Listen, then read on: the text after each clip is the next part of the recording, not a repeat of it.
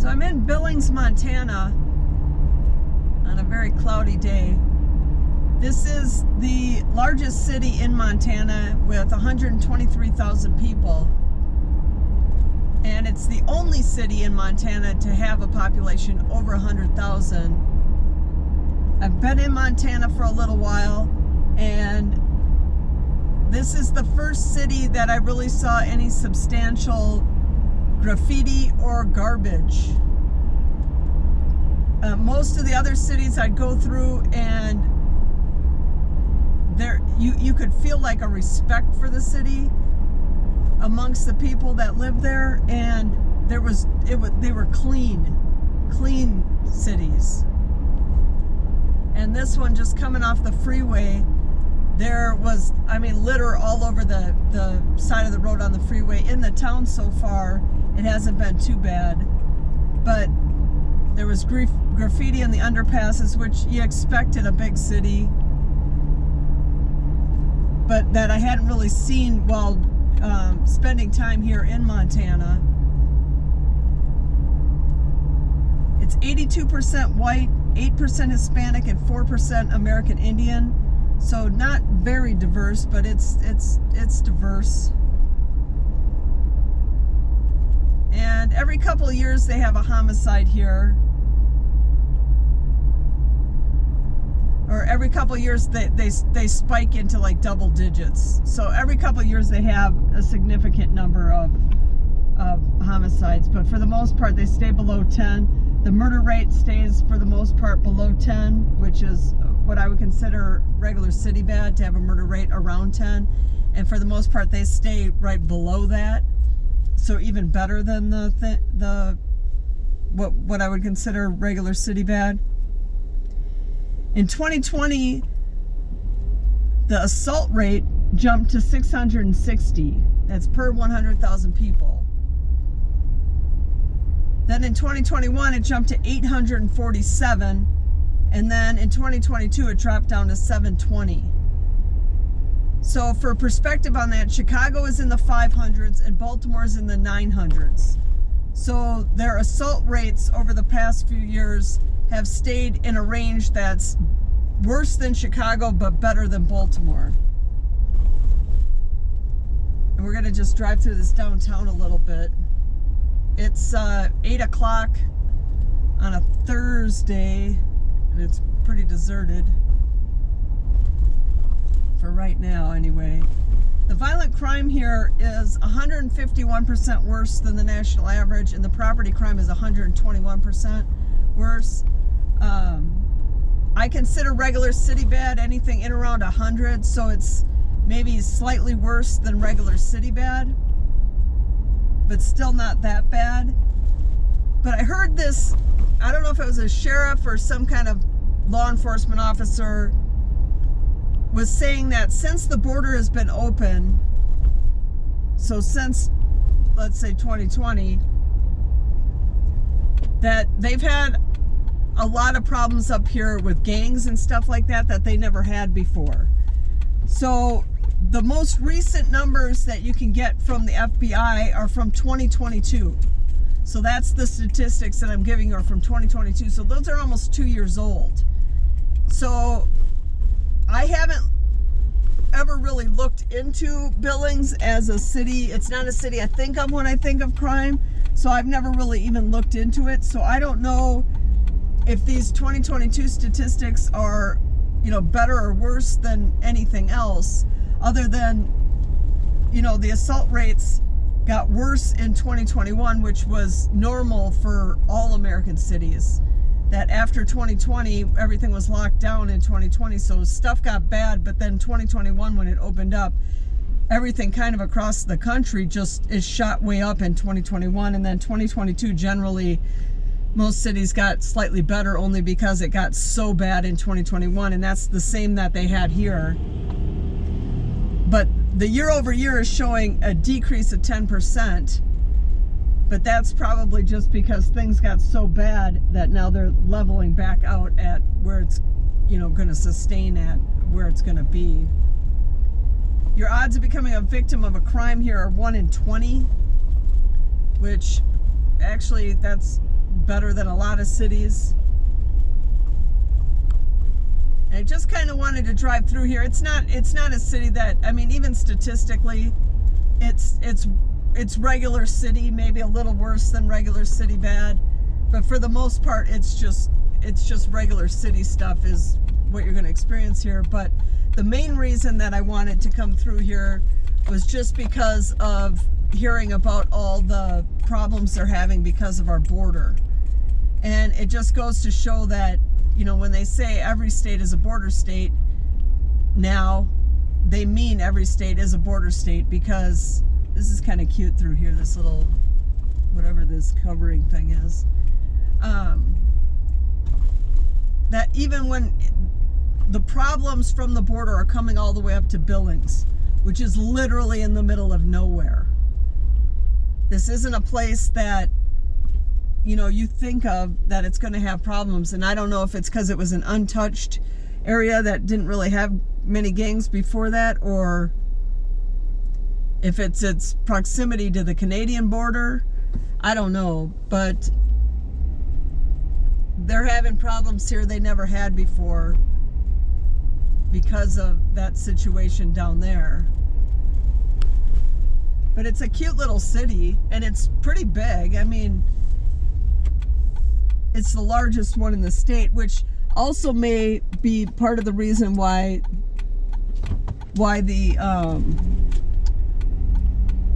you're seeing the garbage and the graffiti.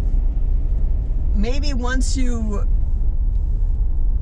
a city hits a certain size, the respect people have for a place goes down. Because you could feel it in a lot of the cities in the state of Montana, and I've gone through a lot of them, and you could feel the respect, and you didn't see graffiti, and you didn't see garbage everywhere. And it was even like, I was telling a friend of mine that you drive through some of the vast areas where it's just wide open, and when you're going through that, you almost feel like it's similar to Texas, only it's cleaner and greener here. And it's greener because they get rain up here where they don't in Texas, but it's so much cleaner. Like when you would drive through the deserts in Texas, just be on some random road in the middle of nowhere driving through the deserts, there is garbage everywhere. And I had some guy tell me in one of my other videos that was a video about Texas, he's like, well, he goes, that's because it's so windy here. And I was like, yeah, but somebody has to throw all this garbage down. And I think part of the problem we have in some of these cities is people don't have respect for where they live. They don't have respect for it. And when you don't respect where you live, I think I already turned down that road. Go up one more. When you don't have respect for where you live, you'll throw garbage because you don't care. You'll paint graffiti on it because you don't care. And I think that's a big problem that we have in general, is that a lot of people don't have respect for anything. You know, they don't have a respect for the house they live in, for the city they live in. They don't have respect for their own life, or where are you going, kid? They don't have respect for their own life or anyone else's. And when you don't have respect for anything, then you don't care about anything. And that could be a huge part of why we have so many problems in a lot of these cities, because seeing the respect people had for some of the small, I mean, the next largest city I think is like 80,000 here. I can't remember. It's considerably smaller. But you take even like mid-sized cities that are like, say, 50,000 people, you can feel the respect here where you don't feel that in a lot of places. And I don't think in some of these cities, I don't think people are teaching that to their kids. You can see there was graffiti here. Someone's cleaned it up over it on the side of these buildings that I just went past. It was cleaned up over. So at least the city's trying. And the city itself doesn't look like there's not garbage everywhere in the city. just coming into the city. I was on the freeway and coming into the city, right on the side there was a lot of garbage stuck in like fences and just in the tall grass and stuff that is there. But you don't see that throughout the state. That was the first time I'd seen that. Although I really hadn't been traveling on, oh, don't tell me. Yep, we got homeless people here too. 1, 2, 3, 4 people sleeping right there on this side of the road. Oh, yep, homeless camp. There's tents here. A little mini tent city starting. Yeah, so I guess they got it everywhere. I guess they got it everywhere. I didn't really see that. I think I saw, there was a couple cities that I was in that I saw like a homeless person here or there, but for the most part, that's the most I've seen all in one group, and that was that little tent city area, and then those, you know, 4 people that were sitting right on the sidewalk. And it's not really all that warm out. Let me see what the temperature is. Well, it's 60, so I guess it's warmish.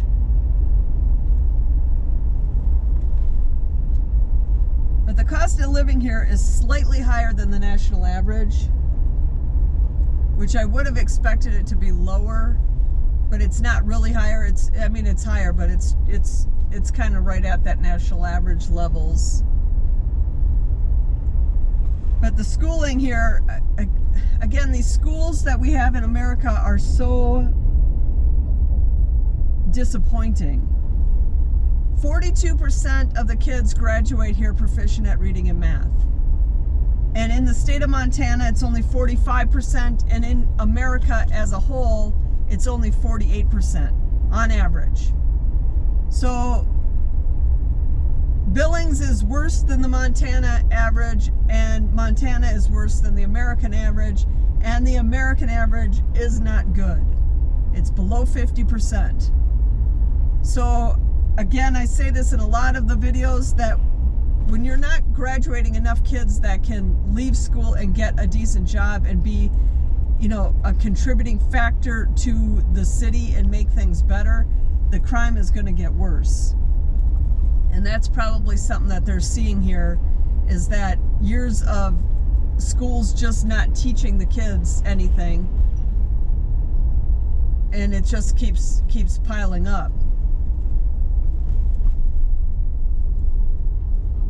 And 89% of the people here have a high school diploma, which may not sound like a lot, but that's pretty good for a larger city.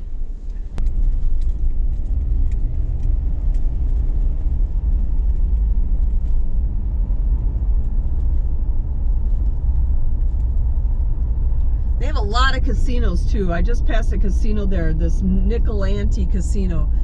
There are more casinos in the state of Montana than I've ever seen anywhere. Some of these cities, there were entire blocks. Helena, go to Helena, Montana if you want to see casinos. They have so many casinos. Like there's a casino, like literally like blocks of them. There'll be casino next to casino. And they're not casinos like when you go to Vegas and, you know, they're big, huge casinos, or in Reno or something like that. They're not casinos like that.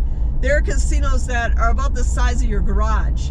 And there's just a whole bunch of them, maybe bigger than your garage, but you know what I'm saying? It's like they're like small buildings that they're calling casinos. And they're just, you know, I'm sure they just have a couple card tables in there and maybe a few slot machines or something. But there are so many in this state. They're just everywhere. They're not something you'd go, oh, I'm going to go, you know, on a trip to go to the casinos in Montana. It's not something like that like you would do for Vegas, but that's kind of what it's like. But I've driven through quite a bit of this. You got to see like what, let's just pull down one of these neighborhoods. We'll pull down one of these neighborhoods.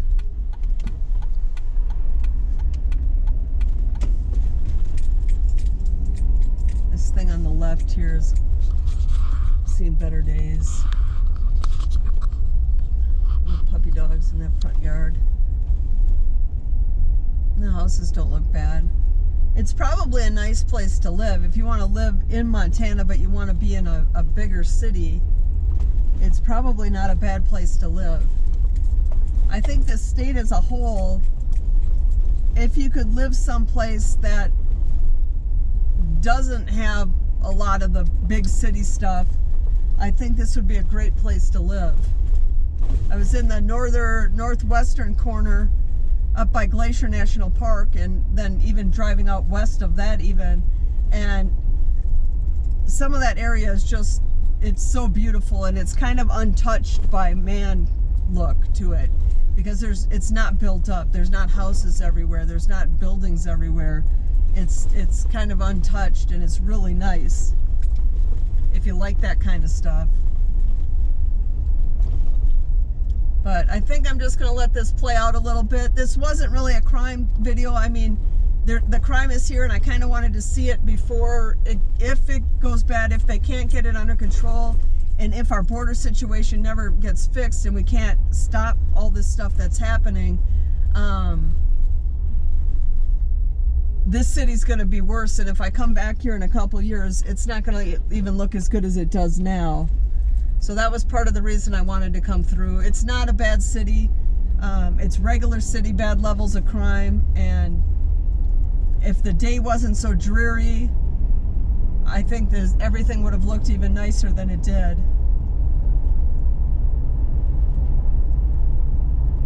I'll let this play out a little bit, and thanks for watching.